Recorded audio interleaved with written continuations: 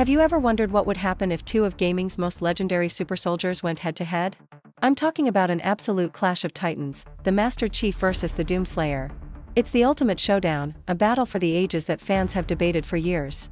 Today, we're going to dive deep, break down every aspect of these two warriors, and finally settle the score. Who would truly walk away victorious? Let's find out. First, let's talk about the men behind the helmets. On one side, we have John 117, the Master Chief.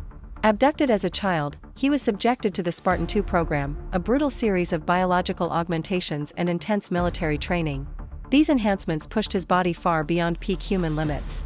He's stronger, faster, and smarter than any ordinary person. We're talking about someone who can flip a 66-ton tank, run at highway speeds, and has reflexes so fast they seem like precognition. Chief is a strategic genius, a product of military discipline, tactical thinking, and decades of experience fighting the Covenant, the Flood, and the Forerunners. He's a scalpel, precise and efficient. On the other side, we have the Doomslayer. His origins are far more mysterious and steeped in cosmic horror. He's not just a soldier, he's an ancient, primordial force of pure rage and vengeance against the armies of hell. He's been described as an immortal being, empowered by the Seraphim, who has waged a one-man war against demonkind for eons. The Doomslayer isn't just augmented, he's practically a demigod. His strength is legendary, capable of ripping demons apart with his bare hands and absorbing demonic energy to become even more powerful. While Chief is a scalpel, the Doomslayer is a sledgehammer, a relentless, unstoppable force of nature. Now let's get into their armor. Master Chief dons the iconic Mjolnir-powered assault armor. This isn't just a suit of metal, it's a half-ton, fusion-powered exoskeleton that multiplies his already superhuman strength and speed. The latest versions like the Gen 3 feature advanced energy shielding that can recharge after taking damage, and onboard AI like Cortana or the weapon to assist with hacking and strategy, and various equipment modules like the grapple shot and threat sensor. Mjolnir armor is designed for survivability and tactical flexibility on a futuristic battlefield. It's a marvel of human engineering. The Doomslayer, however, wears the Praetor suit. Forged in hell and enhanced with Sentinel technology, this armor is something else entirely. It's nearly indestructible, capable of withstanding the most extreme environments and hellish energies. A key feature of the Praetor suit is its ability to absorb argent energy from fallen demons, which not only repairs the suit but also replenishes the Slayer's health and ammo. It's a symbiotic system built for perpetual, aggressive combat. The suit also includes its own arsenal, like the shoulder-mounted flame belch and equipment launcher for grenades. While Mjolnir is about defense and tactical advantage, the Praetor suit is purely about offense and relentless momentum. Let's move on to the fun part, the weapons. Both of these titans carry an entire armory's worth of firepower. Master Chief has access to the vast UNSC arsenal and alien weaponry. We're talking assault rifles, battle rifles, sniper rifles, rocket launchers like the SPNKR, and the iconic MA5 series. He's also proficient with Covenant energy weapons like the plasma pistol and energy sword, and even Forerunner weapons like the light rifle and scatter shot. Chief's arsenal is versatile, grounded in military reality, and perfect for adapting to any combat situation.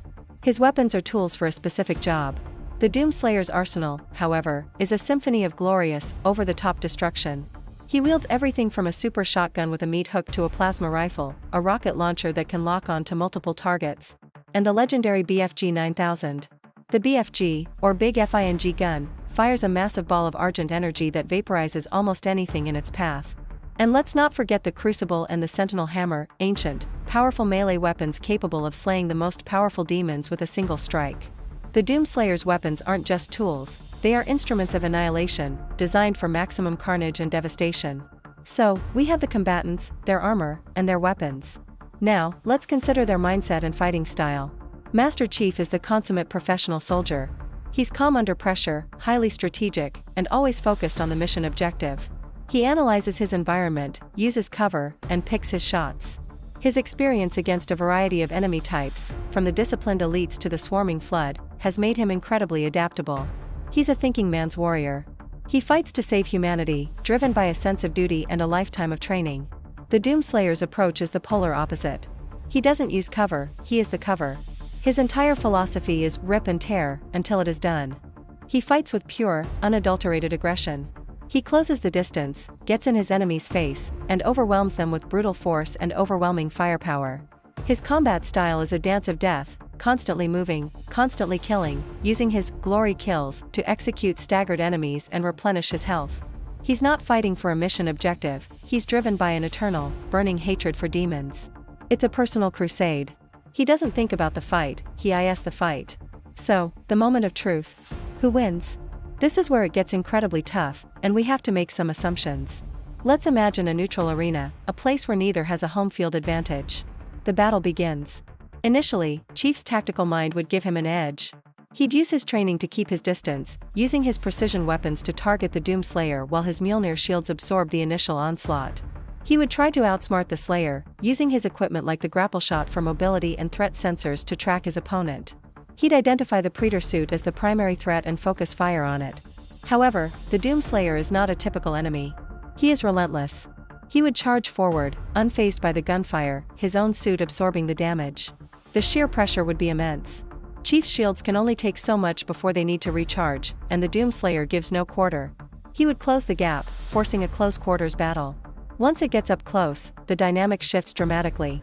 While Chief is incredibly strong, the Doom Slayer's raw, demonic-fueled strength seems to be on another level. This is a being who punches skyscraper-sized demons and rips them in half. In a pure contest of strength, the Slayer likely has the upper hand. The deciding factor might just be their core philosophies.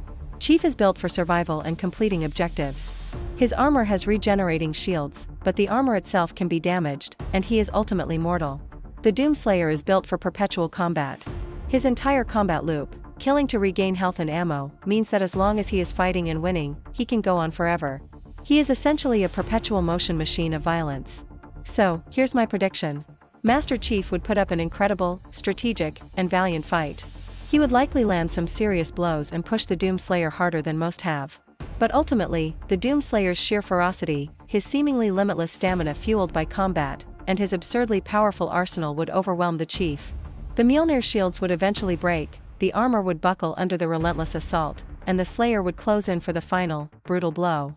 It wouldn't be an easy fight, not by a long shot. It would be a battle that would shatter landscapes. But in the end, you just can't stop the force of nature that is the Doom Slayer. But what do you guys think? Did I get it right? Is there a crucial factor I missed that would give Master Chief the victory? Let me know your thoughts down in the comments. I'd love to hear your breakdown of this epic clash. Thanks for watching, and if you enjoyed this battle analysis, make sure to hit that like button and subscribe for more content. We'll see you in the next one.